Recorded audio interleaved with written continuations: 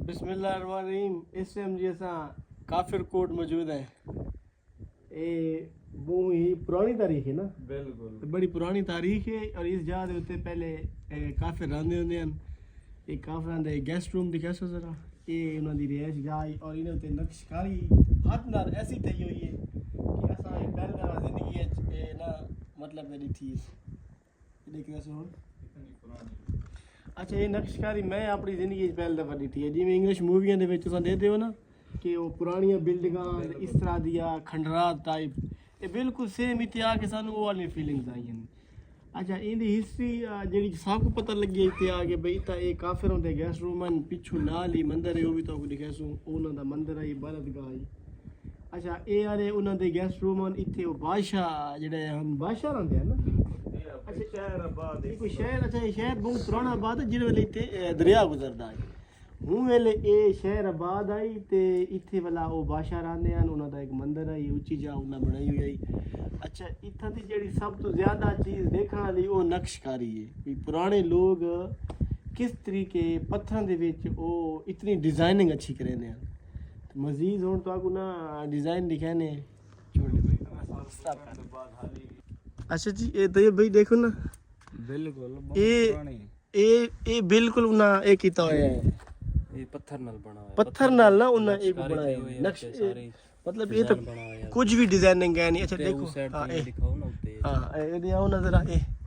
अच्छा, ये नक्शकारी तो ये भाई देखो ना, ये हाथ नाल ना सारी उन्ना ये बकायदा उन्हें पिलर बनाए हुए हैं। अच्छा भला ये नक्शकारी देखो, साल गुजरने के बाद भी ये बिल्डिंग दे वत भी कुछ ना कुछ आसार जेड़े शो करे ने कि बहुत पुरानी है। सीढ़ियां चढ़दे हैं उत्ते में, सीढ़ियां बनी हुई हैं अंदर। अच्छा, अंदर सीढ़ियां भी हैं। अच्छा, वो सीढ़ियां दे विच अच्छा मजे दी गल ये है कि इत्थां अजें तक कोई फैसिलिटीज गै नहीं इत्थां कोई हुकूमत दी तरफ कोई फैसिलिटीज नहीं देती, कोई रोड भी गै नहीं। असा रोड दे भी अगे गल कीती। अच्छा, हालांकि ये एक टूरिस्ट वास्ते अच्छी प्लेस है। लोग सारे को बनाया वंजे एक प्रॉपर सिस्टम दे नाल ते बहुत ज्यादा लोग भाई दूर घूमने की बजाय बहुत ज्यादा लोग घूमन फिरन वास्ते टूरिस्ट। अच्छा, मजे दी गल है यार, ये यकीन करो मैं अपनी लाइफ में इस तरह दी ये डिजाइनिंग पहले दफा देखदा। ये नक्शकारी मतलब तुम पूरा पाकिस्तान घूमो ना, मैं तो इस तरह की नक्शकारी या ये पुरानी बिल्डिंग ये तुहानू बहुत ही नजर। अच्छा, ये मतलब डिजाइनिंग दे नाल मजबूती भी है कि इतने साल गुजरने के बाद भी बिल्कुल बिल्कुल कुछ ना कुछ बात भी हाली भी डिजाइन वगैरह सब नजर देता, डिजाइन नजर दे पन। अच्छा, ये तले देखो ना, तो ये भाई ये उन्हां दी ये इत्थे मतलब एक कोई रिहाइश गाह आई या ये मोर्चे सिस्टम आई उਵੇਂ। अच्छा, ये देखो टोटल जिवें सीढ़ियां वगैरह बनी हुई हैं उत्तों खड़ के स्पोर्टिंग करेंदे ओसन भाई यार कोई हमला वगैरह ये वो या दूरों दे दे ओसन कौन आंदा पे क्या सिस्टम है। अच्छा, ये हाथ नाल पता नहीं इन्होंने कितना अरसा लग गया उसी नक्शकारी दे उत्ते देखो।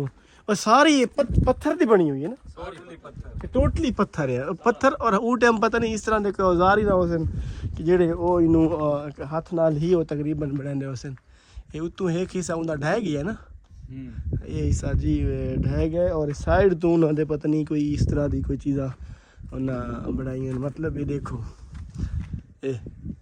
ये सारा हाथ दे उत्ते नाल हाथ दी डिजाइनिंग है। ये जिवें चनियोटी फर्नीचर नहीं होंदा, ये बिल्कुल सेम वो वाली डिजाइनिंग है।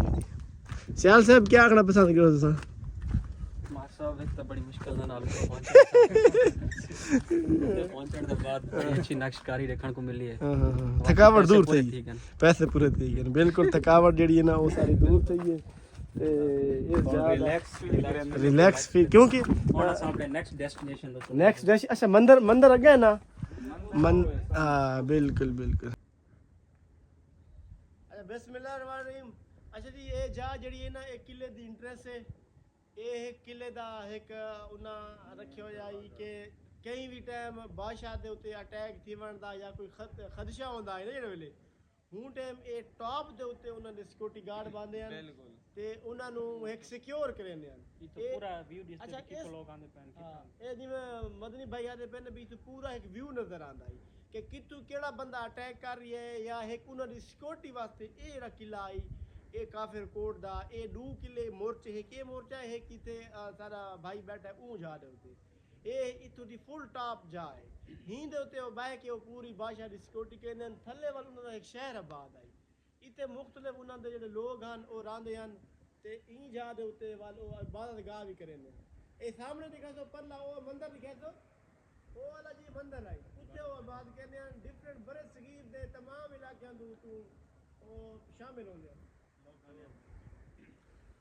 और बेसिकली डेरा इस्माइल खान दे विच भी ਜਿਹੜੇ ਹਿੰਦੂ ਲੋਕ ਹਨ ਉਹ ਹਾਲੀ ਵੀ ਆਬਾਦ ਹਨ ਹੁਣੇ ਦੀ ਉੱਥਾ ਵੀ ਇਬਾਦਤ ਗਾਹ ਹਨ ਠੀਕ ਹੈ ਕ੍ਰਿਸਚਨ ਵੀ ਆਬਾਦ ਹਨ ਹਰ ਤਬਕੇ ਦੇ ਲੋਕ ਹਰ ਮਸਲਕ ਦੇ ਲੋਕ ਇੱਥੇ ਅਟੈਚ ਹਨ ਤੇ ਸਾਡੀ ਕੋਸ਼ਿਸ਼ ਜਾਂ ਪੈਗਾਮ ਇਹ ਹੈ ਕਿ ਸਾਕੂ ਇਹਨਾਂ ਚੀਜ਼ਾਂ ਦੇ ਵਿੱਚ ਨਹੀਂ ਪਾਉਣਾ ਚਾਹੀਦਾ ਠੀਕ ਹੈ ਨਾ ਸਾਕੂ ਇਹਨਾਂ ਚੀਜ਼ਾਂ ਦੇ ਉੱਤੇ ਕੋਈ ਵੀ इन्ने चीज़ों को बेस बना के टारगेट किलिंग लोग मरेंदे पे इन्ने चीज़ों को साकू बिल्कुल आज़ाद रहना चाहिए हर बंदा अपने मसलक नाल ताल्लुक जेड़ा भी रखेंदे वो हुंदा काम है उन्ने दे मसलक न को बस अपनी ज़िंदगी सादगी दे सुकून दे नाल गुजर बसर करो बिल्कुल ओके